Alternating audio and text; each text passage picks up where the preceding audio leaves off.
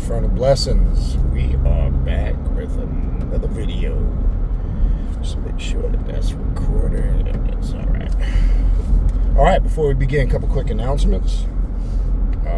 If you are interested in a spiritual reading or a consultation, I offer various different types of readings: Telepathic demonic readings, Santa Muerte readings, Egyptian oracle readings, shadow work readings. Always a great thing to do. Shadow work is continual. Uncovering and understanding the shadow self is the key to mastering the self.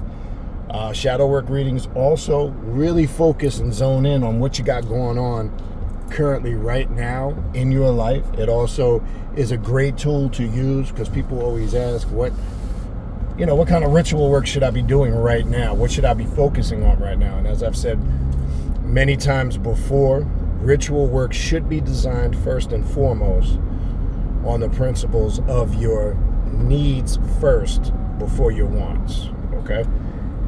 Your wants will come when you address the needs and you master those needs, okay? So shadow work reading is always a great thing for that. Deity readings to see what spirits, gods, goddesses, and demons walk with you. Not to worship them, but to establish a stronger relationship and connection with those spirits and to better help and understand yourself. Or maybe you're just interested in a spiritual consultation. Again, as I said, people use spiritual consultations. It's a free-for-all. Whatever you want to discuss, whatever you want to talk about. All right, it's not a reading. It is not a divination session. It's just what it is, a consultation. A lot of people, as I've said, use it. They come with a whole list of questions written down. And they just want to ask questions, just a question and answer session for an hour straight. All right. Some people focus on a specific thing or things, or maybe you have a certain area of the cult, the left-hand path you want to focus on. It can be used for whatever. All right. Any of the aforementioned, feel free to reach out to me. KHNUM19@gmail.com. That's Kanum19@gmail.com. Please include in your email of your full weekly availability along with the time zone that you are in. This way, I can come up with days and times that suit your schedule and work for me. All right, if you want to sign up for classes, the way to sign up for the Primordial Chaos classes that I do offer, and I offer a bunch of them, ongoing continual classes, go to patreon.com, the official Primordial Chaos Patreon page, patreon.com/Baniti, Baniti. Tier 3, that's the tier you want to join. That's going to give you access to the 3 private classes that I do every month on Patreon, in addition to the group rituals we do at the end of the month. And also keep in mind when you join, it doesn't just give you access from the day you join moving forward. You get access to everything in the archive, which is going back 4+ years, almost 5 years now. All right. And you also get access to all the ritual work and the classes, the group work we're doing, the materials. It gives you access to all that information. All right. I have a bunch of ongoing classes with constant new classes being added every month. All right. How the classes work. When you join, you can attend the classes via Zoom live, and then you can interact with me, ask me questions, everybody else you can interact with in the room. If you can't make it live, which is totally understandable because everybody that's part of the Primordial Chaos Patreon family, live in different parts of the country, the world, time zones, overseas, etc. Everything is archived and recorded. If you want to see all the different types of classes that I'm currently doing right now, go to the Patreon page and go to the collection section. You will see all the classes archived, labeled, titled, in numerical order, and you can see all the different classes that I offer, with constant new classes being added all the time. All right, that's patreon.com/Baniti, Baniti, tier 3. That's the tier you want to join. All right. Don't forget to check out our social media pages on Instagram, Primordial Chaos 9. All one word. On Facebook, 2 words, Primordial Chaos. I upload all the new YouTube content to the Facebook page. Also check us out on TikTok, primordialchaos3.com on TikTok.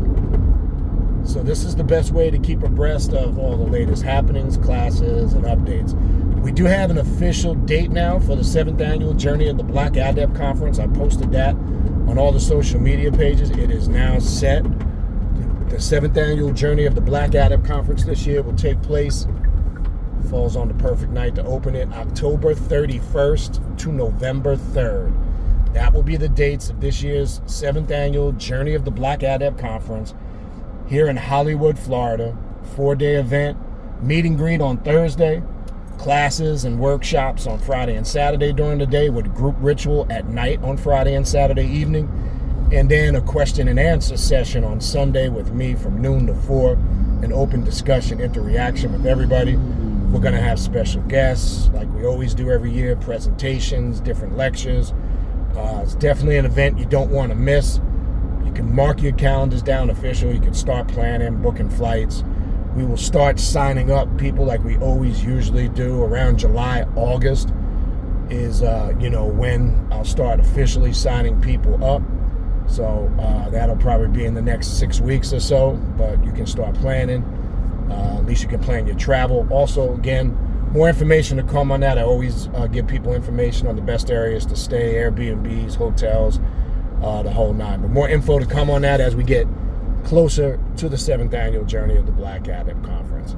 All right, don't forget to check us out on our podcast on Spotify and all major podcast platforms, the official Primordial Chaos podcast. It is available. Again, the direct link to the podcast, my contact email address, the direct link to the social media pages, and also the direct link to the Primordial Chaos page to sign up for classes. All that's in the description box of this video you're watching right now. All right, you see the title. It's going to be a short tutorial because this sometimes gets misconstrued about when you talk to people, mainly who unfortunately are super religious and have no understanding of what they're talking about. What people in religion, or it's just some people in general, are calling the devil, Satan, or Lucifer in the Bible and ascribing religious definitions to it is not what people think, okay? Most people are way off base because they have no idea what they're talking about, and they're giving you their religious interpretation of it with poor evidence and information to back it up and support it. First, let's establish Satan, Lucifer, and the devil, these titles or names that are being used to falsely describe one being as being the same exact thing is completely false. It shows you don't have basic understanding of any of the languages of the scriptures. It shows that you don't study and research any meanings, and it just shows people believe anything or any garbage that authors and people put out there without researching it, okay? Let's look at those 3 titles that people confuse in the Bible as being the same exact thing: Satan, Lucifer, and the devil. Okay, and the devil is a more modern day English term that comes from the Latin diablos, right? And then these are titles. Okay, Satanas or the devil, how they mixed them when the same. It's a title that just means adversarial, or the adversary, the great adversary. I've heard people translate this so incorrect, and they don't say where they're coming from with the translation. Is it from the old Latin, the Greek, the Aramaic? Where are you getting this from? I've heard people just come up with their own way off base definition, the evil one, this, just making shit up to suit their religious beliefs. It's a title, okay? An attribute. That's all it means. If you look at your so-called Bible, anywhere you see the word adversarial in the language of that scripture, it would translate as Satan or Satanas. And that title was not exclusive to a man, this mythological creature with horns and a pitchfork on a hot sauce bottle. See, what these biblical writers did was take mythology, literalize it, and create a whole concept around it to instill fear in the hearts and minds of religious folks. So these are titles, okay? The same thing with Lucifer. When you're saying the word Lucifer, it just means light bearer. And the reason why he's given that title, now we're talking about an actual God, one of the many Nephilim or Elohim or any of these titles you want to use that describe as deities or gods, but we're referring to the biblical term. Elohim, or angelos in Greek, was one of the many gods that came down to this planet. okay? And really was the ruler over this planet when you get into the book, if you do your research, of the Yazidis. You understand who Melik Taus is and the Peacock Angels. He was given caliphship or rulership over this planet. And people are confused because the battle between this God and devil in the Bible, people have it reversed. Here's a God who has to challenge this so-called devil figure in the book of Job. Have you considered my servant Job? And they go into this bet about who can lead Job astray. Why would God, all-knowing, all omnipotent, omnipresent, omniscient God, need to do some stupid shit like this? It makes no sense. Okay? The story in the garden of the serpent, who they all attribute to the same being because they have no idea who and what this is referring to. That story in the garden, did the serpent lie or tell the truth? When you look at the story in its totality, they were told if they ate of it, they would die.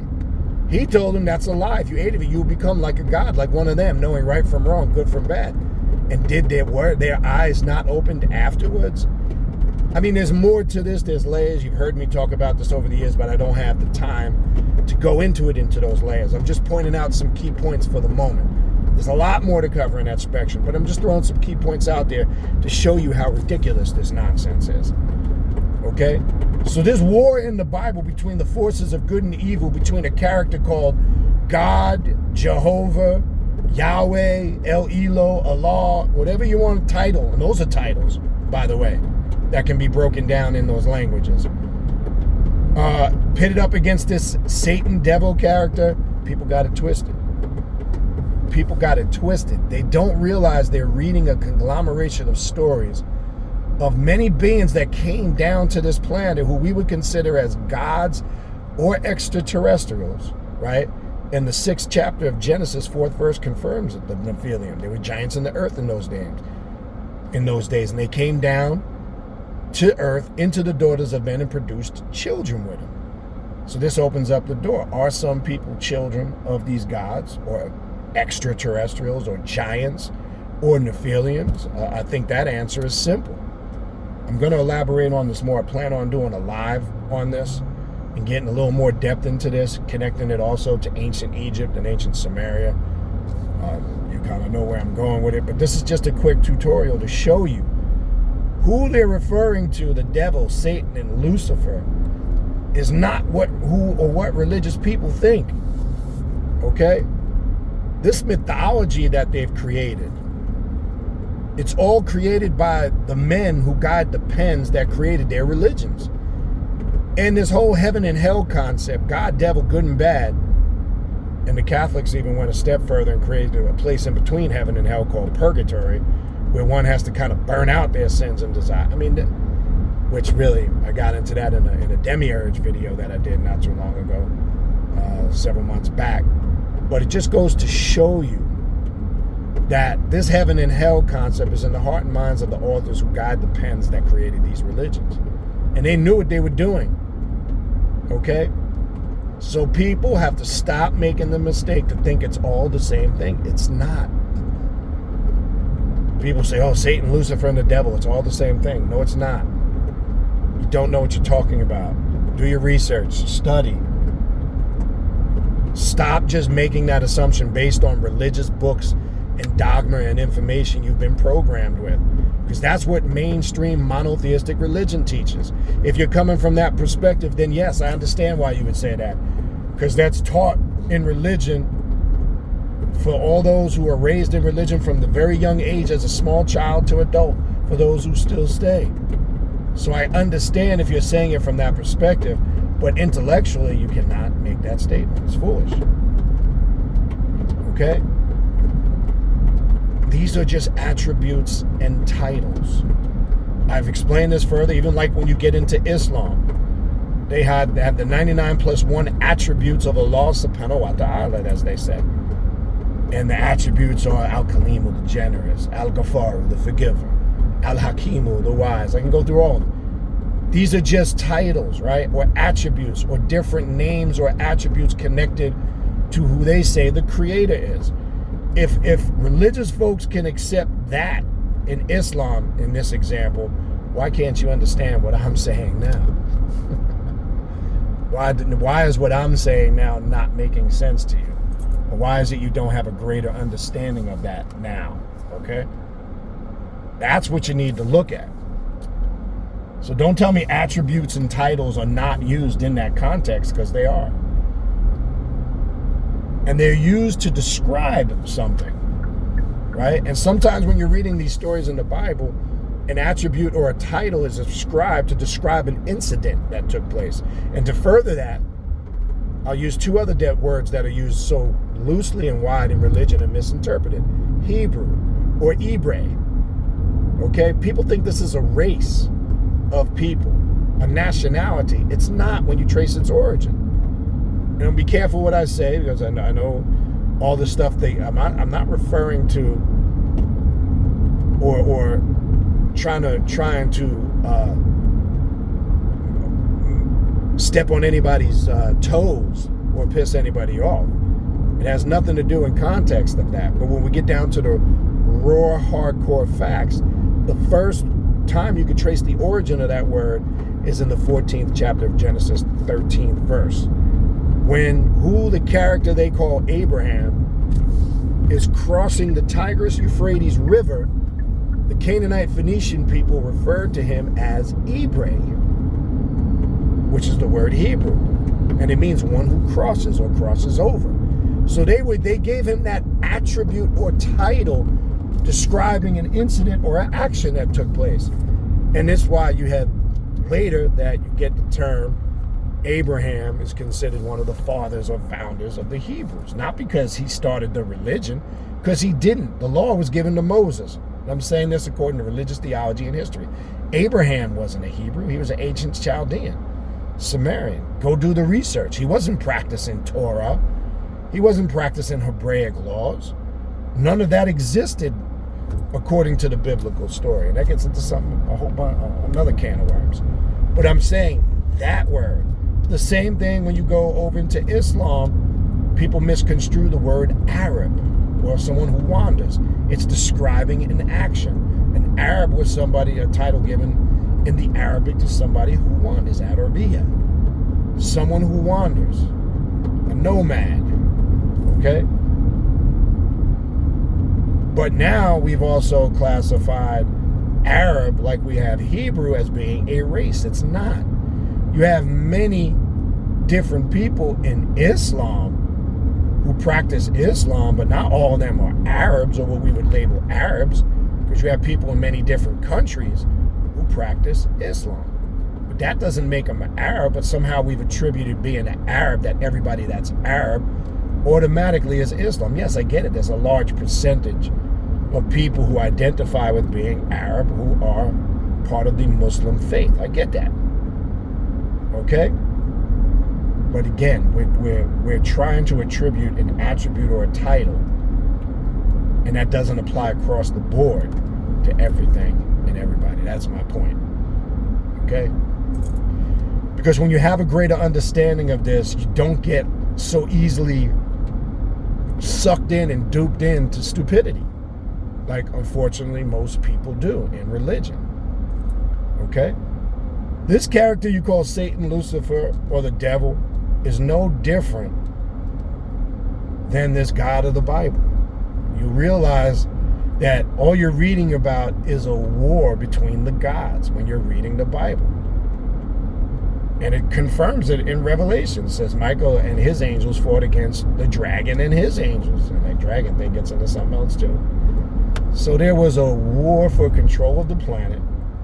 Not so much just control of the people, but they came down to educate those that wanted to listen. Okay? You're reading about this. And the crazy thing is, when you talk to a religious person or a Bible thumper, as I like to say, they always talk about the atrocity and evilness. And it's funny when I read the Bible, this biblical monotheistic God is a savage. This biblical God is a killer. He condones incest. He condones in the second book of Kings giving the prophet Elijah power to sick a bunch of wild animals on some children to devour them who were making fun of him for having a bald head. It's right there in your Bible.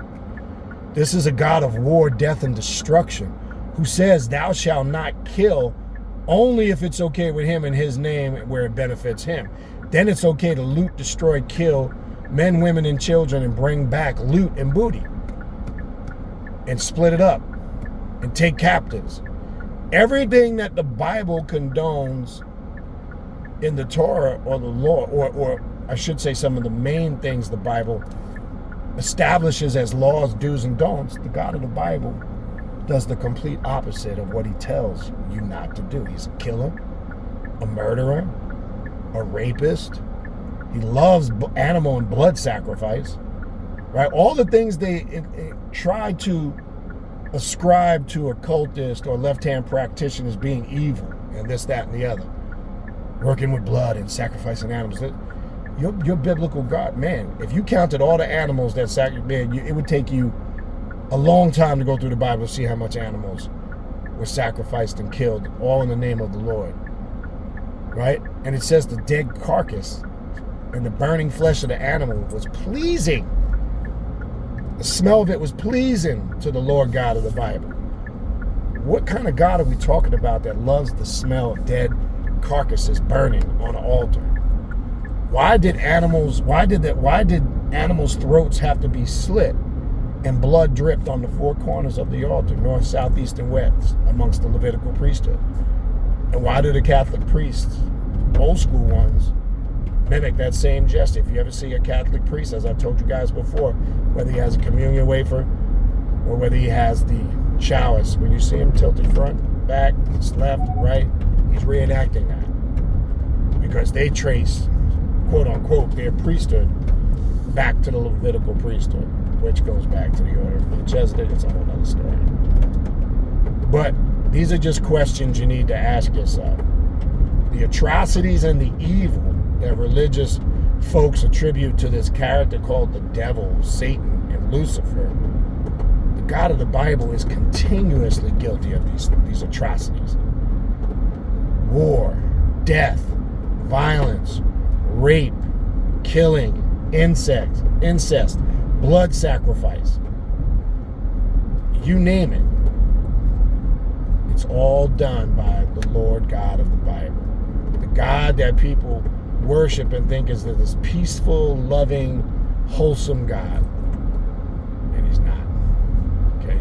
You've been fooled. You've been tricked. Some people just don't want to wake up. They're okay with living a lie.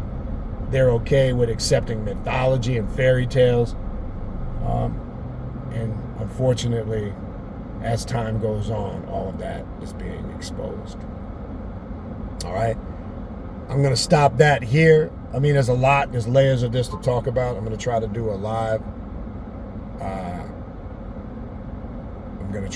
And expound a little deeper into some other areas of this. Obviously, I can't do this in a short tutorial. There's a lot to discuss here, but hopefully some of these key points were helpful and have opened your psyche up to further researching for yourself and see what you come up with, all right? Again, if you need to reach out to me for a reading, my contact email address, the direct link to the podcast, the social media page links, the direct link to the Primordial Chaos page to sign up for classes. All of that information is in the description box of this video that you're watching right now. All right? I want to thank you guys for joining. I will talk with you guys soon. Infernal blessings.